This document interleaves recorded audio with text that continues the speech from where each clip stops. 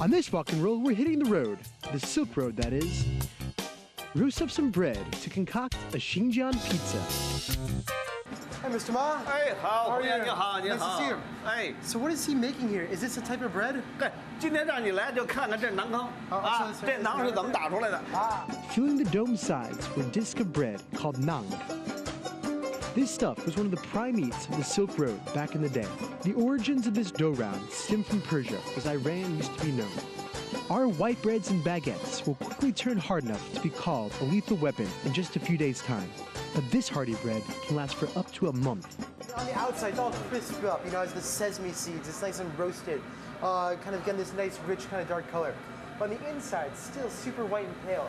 Kind of looks like a bagel, you know, or a slice of white bread. It has more of a bagel note to it than something along the lines of an Indian naan.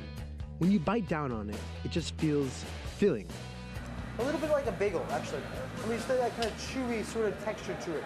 And then it's like a very mild flavor, you know, it's not, I mean, with some breads that you eat, it's a, you know, a very kind of yeasty or very salty or kind of buttery sort of taste. This, pure flour. Hearty food for hearty land. It's such a pivotal part of the culture of northwestern China that back in the day in Xinjiang, a man would have to bring 5 of these to the woman he wanted to propose to. Take a round of dough and stretch and flatten it to become a circular piece. Like any other Chinese dish, there's a dose of symbolism here.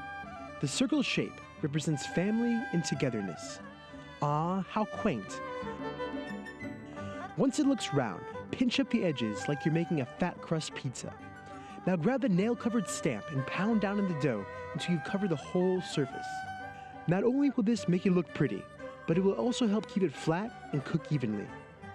Egg wash it up for that crispy shine. Finally, it's time to man up and shove your arm inside that flame-filled oven. Your goal is to slap it against the wall and let it cook there. Wow! I guess on the first try, my whack was not sufficient enough to stick on the side. This time I'm playing really just getting it all up in there. Okay.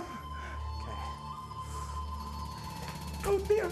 Wow, 真棒！哦，真棒！哦 Check that. Thank you. 真棒！ I will give up there without, I've still not burned any hairs off.